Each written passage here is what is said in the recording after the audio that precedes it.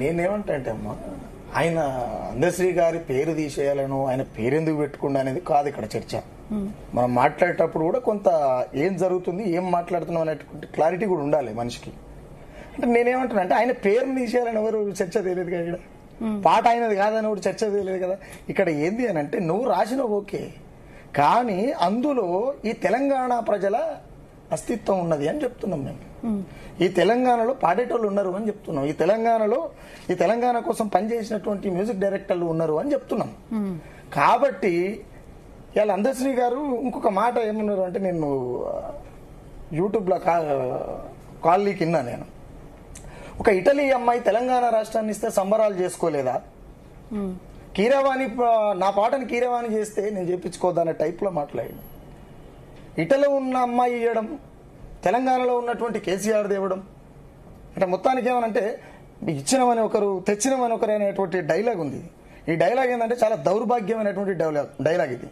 మరి మేధావులకి ఇది ఎట్లా మింగుడు అవుతుందో నాకు అర్థం కాలే. ఎందుకంటే కేసీఆర్ వచ్చిన తర్వాత ఉద్యమం స్టార్ట్ కాలేదమ్మా, సోనియమ్మ రాజకీయాల్లో వచ్చినాక ఉద్యమం స్టార్ట్ కాలేదమ్మా. కాబట్టి ఈ ఉద్యమం ఎప్పటి సందో ఉన్నది. వీర తెలంగాణ రైతాంగ సాయుధ పోరాటంలో 5,000 మంది అమరులయ్యారు. మొన్న మలిదశ తెలంగాణ ఉద్యమంలో 1,200 మంది అమరులయ్యారు. ఈ 4.5 కోట్ల జనాభా శ్రమ ఉన్నదమ్మా తెలంగాణ ఉద్యమంలో. సందర్భం వచ్చింది, తప్పదు, గత్యంతరం అనేది ఇయ్యాలి. రాష్ట్రం వచ్చింది. ఒక్క రకంగా చెప్పాలంటే కళాకారులందరికీ కనువిప్పు కలగాలి. ఎందుకంటే కొన్నిసార్లు మాట్లాడుతుంటే దుఃఖం ఆగదు.